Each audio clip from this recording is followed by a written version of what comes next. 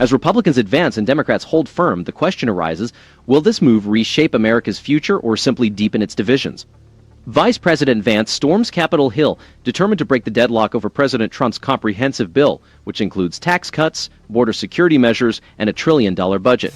Hello, and welcome to That News Show, where we discuss the latest facts, fakes, and hypocrisy as reported by the legacy media. Let's roll the tape. Fox News reports that Vice President Vance has arrived at Capitol Hill, ready to cast the tie-breaking vote on President Trump's significant legislative proposal dubbed the Megabill.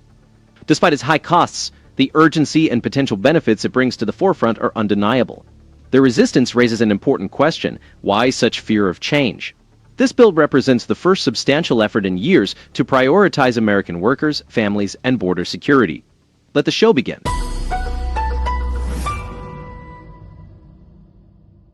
And things are not looking good at this hour. Senate Majority Leader John Thune does not currently have the votes to pass President Trump's big, beautiful bill, although the White House has now sent in some reinforcements.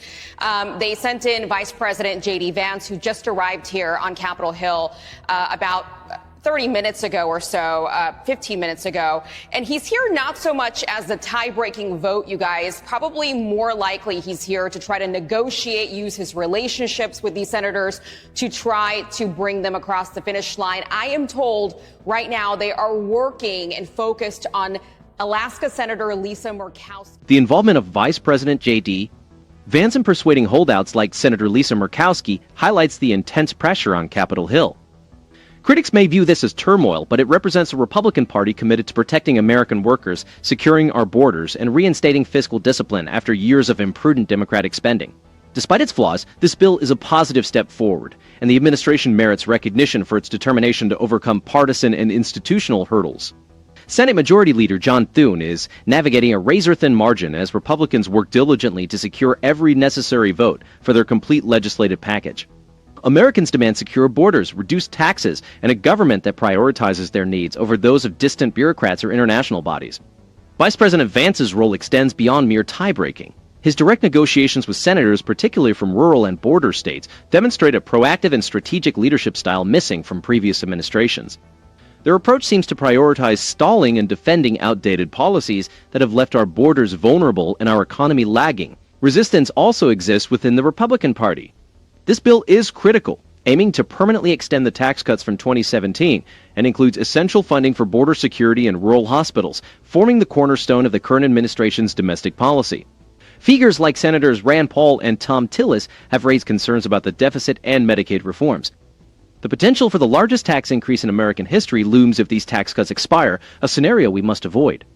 While fiscal responsibility is crucial, it should not hinder vital national security measures or economic growth. And that's because overnight, an amendment to give Alaska a break on those Medicaid cuts, that failed to pass. So this was something the parliamentarian decided did not meet the reconciliation rules to pass at a 51 vote threshold. So they are talking with Lisa Murkowski now to figure out perhaps how to reword the language here, maybe try it again. The tension within the Republican Party is palpable.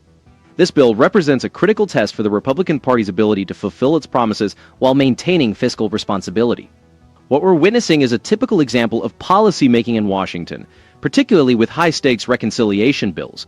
Meanwhile, Democrats have largely resorted to procedural delays and scare tactics, avoiding substantive debate or constructive proposals. Fiscal conservatives like Rand Paul and Thom Tillis are justifiably concerned about the deficit and the potential effects on vulnerable groups. The recent failure of an amendment designed to protect Alaska from severe Medicaid cuts exposes the tangible consequences of parliamentary rules and the slim margins that characterize this Congress. It's about whether Washington can overcome past gridlock and dysfunction to deliver tangible results for the American people. The inclusion of a rural health fund is promising, but it's uncertain if this will sufficiently mitigate the effects of the Medicaid cuts, particularly in states like Alaska where the needs are significant and the margin for error is narrow.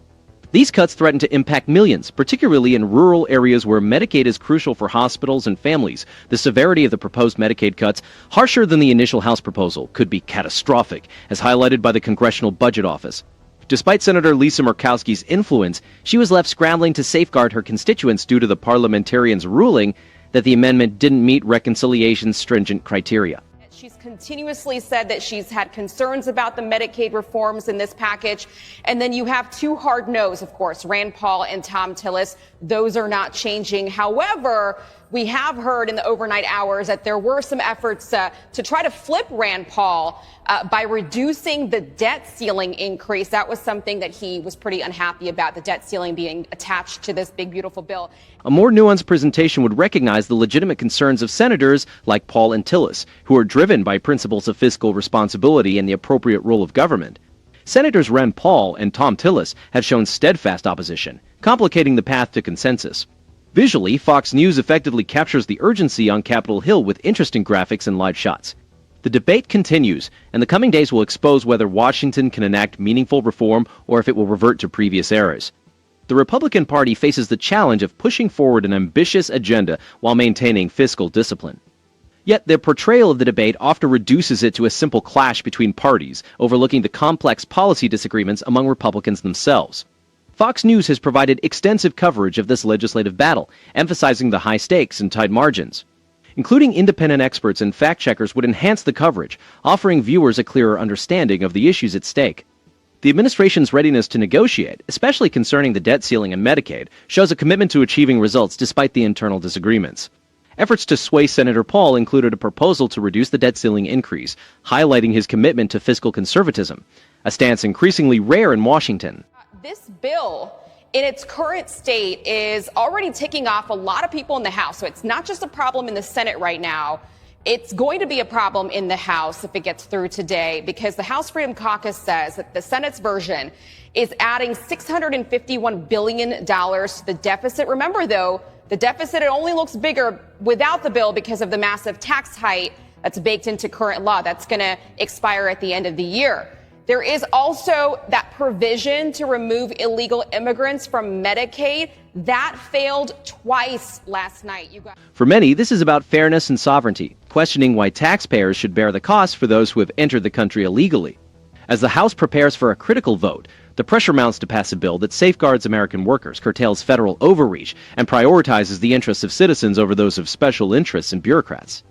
The upcoming days will determine if Congress can depart from past failures and embrace a strategy that truly puts America first.